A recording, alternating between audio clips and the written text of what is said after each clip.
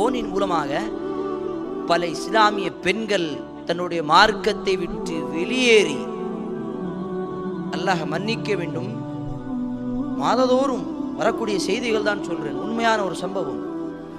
ஆலிமாக இருந்து படிச்சு ஒரு இந்து, ஒரு கிறிஸ்தவர், ஒரு மனிதனை, ஒரு நபரை சந்தித்து அவர்களிடம் அந்த காதல் உருவாகி அதற்கு பிறகு அந்த நபரை கல்யாணம் செய்து ஹராமான விஷயத்திலிருந்து இந்த இஸ்லாத்தை விட்டு வெளியேறி அல்லாஹு அக்பர், அல்லாஹுக்கு இணை வைக்கக்கூடிய அளவிற்கு அந்த பெண் செல்கிறார்.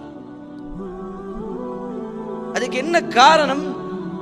சிறிய வயதிலிருந்து அவர்களுடைய உள்ளத்திலே, அவர்களுடைய கல்விலே இந்த ஈமானை போட வேண்டும். ஆனால் இன்று நாங்கள் நம்மளுடைய பிள்ளைகளுடைய மைண்டிலையும் சரி, உள்ளத்திலையும் சரி, இந்த போனும் இன்டர்நெட் தான் கொடுத்து வைத்திருப்போம். எதுவும் இல்லை, நீங்களே டெஸ்ட் பண்ணு. சின்ன சின்ன சின்ன பிள்ளைங்களுக்கு இந்த போனு கொடுத்து அவங்க கிட்ட போனை மட்டும் கொடுங்க. எப்படி அவங்க யூடியூப் போறாங்க, எப்படி அவங்க வாட்ஸ்அப் திறக்கிறாங்க, யாரோட சாட்ஸ் பார்க்கறாங்க, எல்லாமும் உங்களுக்கு கற்றுக் கொடுப்பாங்க.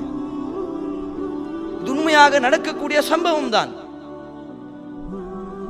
அப்ப இன்று காலகட்டத்தில் இப்படியாக இருக்கக்கூடிய ஒரு சூழ்நிலையில் நாம் செய்யக்கூடிய காரியம் என்ன தெரியுமா?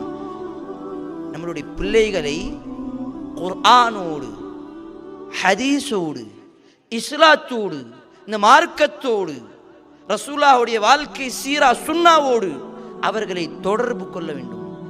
அந்த தொடர்பை நாங்கள் உருவாக்கி விட்டோம் என்று சொன்னால், அதற்கு பிறகு அவர்கள் பெருசான பிறகும் என்னுடைய தந்தை எனக்கு இப்படிதான் கற்றுக் கொடுத்தார், என்னுடைய தாய் இப்படிதான் எனக்கு ஆயத்துல் குர்சி படிக்க வேண்டும் என்று சொல்லி கற்றுக் கொடுத்தார்.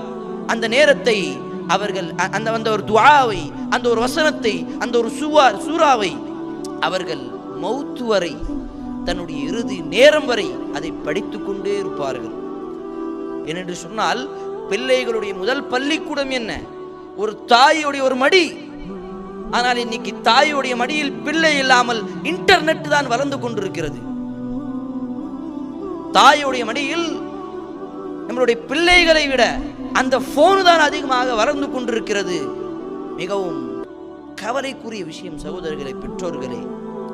இன்று நாம் நம்மளுடைய பிள்ளைகளை சரியாக வளர்க்கவில்லை என்று சொன்னால், அவர்களுக்கு குர்ஆன் ஹதீஸை கொடுப்பதை விட இந்த போனும் இன்டர்நெட்டும் கொடுத்து விட்டோம் என்று சொன்னால், நாளை மறுமையிலே நமக்கு எதிராக வந்து சொல்லும் பொழுது நாங்கள் அல்லாஹ்விடம் என்ன பதில் சொல்லுவோம்? அல்லாஹ் சொல்லுவானே, வல துஸ்அலுன்ன யௌமஇதின் அனின் நஈம். அல்லாஹ் என்ன சொல்வான் நம்மிடம்? அல்லாஹ் உங்களுக்கு இந்த அருட்கொடை கொடுத்தான், பிள்ளைகள் இல்லாத நேரத்தில்